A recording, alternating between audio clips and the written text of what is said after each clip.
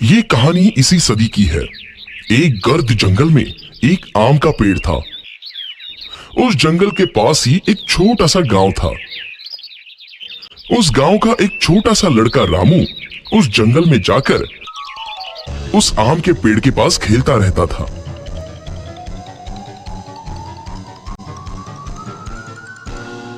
वो उस पेड़ पर चढ़ता, आम खाता और बाद में आराम से उस पेड़ के नीचे एक नींद की झपकी लेता।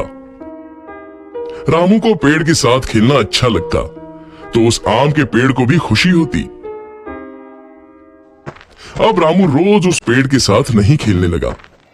एक दिन की बात है, रामू चलते चलते उस पेड़ के पास गया। वो बहुत दुखी था। चलो रामू बेटा, मेरे साथ खेलो, आम के पेड़ ने कहा। मैं अब बच्चा नहीं रहा जो तुम्हारे साथ खेलूं। अब मैं पेड़ के साथ नहीं खेलता। रामू ने जवाब दिया। मुझे अब खिलौने चाहिए और खिलौने खरीदने के लिए पैसों की जरूरत है। रामू आगे बोला। माफ करो बेटा, पर मेरे पास पैसे नहीं है, परंतु तुम आम तोड़ सकते हो और उसे बाजार में जाकर बेचकर पैसे कमा सकते हो। रामू ये सुनते ही खुश हो गया। उसने आम तोड़े, उसे जमा किया और खुशी खुशी वहां से चला गया। लेकिन बहुत दिनों तक रामू वापस उस आम के पेड़ के पास नहीं आया। बेचारा आम का पेड़ बहुत दुखी हो गया। कुछ सालों बाद रामू अब आदमी बन गया था। फिर से उस आम के पेड़ के पास वो आया। आम का पेड़ खुश हुआ और बोला, रामू बेटा, चलो आओ और मेरे साथ खेलो। मुझे तुम्हारे साथ खेलने का टाइम नहीं है, और वैसे भी अब मैं बड़ा हो गया हूँ। मुझे अब मेरे परिवार के लिए काम करना है। हमें एक घर चाहिए, क्या तुम मेरी मदद कर सकते हो? रामू ने पूछा। मुझे माफ कर दो बेटा, पर मेरे पास तुमको देने के लिए घर नहीं है, परंतु तुम मेरी शाखाएं तोड़कर तुम्हारा घर बना सकते हो। ऐसा सुनते ही रामू ने आम के पेड़ की सभी शाखाएं तोड़ दी और उन्हें साथ में लेकर वहां से खुशी खुशी चला गया। शाखाएं टूटने के बावजूद आम का पेड़ खुश था, परंतु रामू उसके बाद नहीं आया और पेड़ बेचारा बहुत दुखी हुआ। कुछ सालों बाद गर्मियों के दिन में रामू फिर से उस पेड़ के पास आया। पेड़ बहुत खुश हुआ। आओ बेटा, चलो मेरे साथ खेलो। नहीं, अब मैं बूढ़ा हो गया हूँ।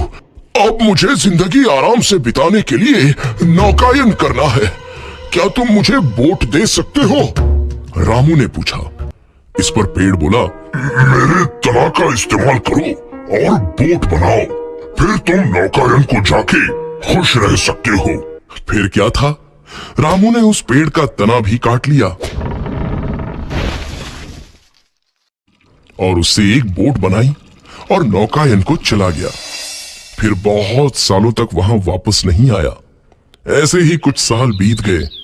आखिर एक दिन रामू वापस आया। रामू को देखकर पेड़ बोला, मुझे माफ करना बेटा, परंतु तुम्हें देने के लिए अब मेरे पास कुछ नहीं बचा है।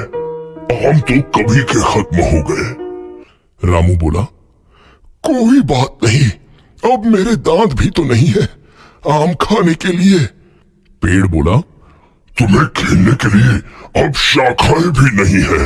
पर अब मैं भी बहुत बूढ़ा हो गया हूँ शाखाओं पर चढ़ने के लिए। रामू ने जवाब दिया। पेड़ इस पर बोला, मेरे पास सचमुच कुछ नहीं बचा है तुम्हें देने के लिए। बस ये मरने वाली जड़ी है मेरे पास। और आम का पेड़ रोने लगा। अब मुझे किसी भी चीज की जरूरत नहीं है। अब मैं थक गया हूँ, बस आराम करना चाहता हूँ। रामू बोला। पेड़ बोला, तो फिर तो अच्छा है। पेड़ की जड़ें आराम के लिए सबसे अच्छी जगह होती है। आओ मेरे पास बैठो और आराम करो। रामू नीचे बैठा। आम का पेड़ खुश हुआ और वो रोने लगा। दोस्तों, ये कहानी हमारे दिल को छू लेती है कि कैसे एक पेड़ हमारे जीवन में बस जीवन भर देते ही रहता है और इंसान उस बात की कद्र तक नहीं करता। पेड़ हमें छांव और फल देते हैं, लकड़ियां देते हैं, पर हम इंसान उन्हें बेरहमी से हमारे फायदे के लिए काटते हैं और वापस कुछ नहीं देते। दोस्तों, आपसे गुजारिश है कि आप नया पेड़ नहीं लगा सकते तो कम से कम उन्हें काटो मत। धन्यवाद।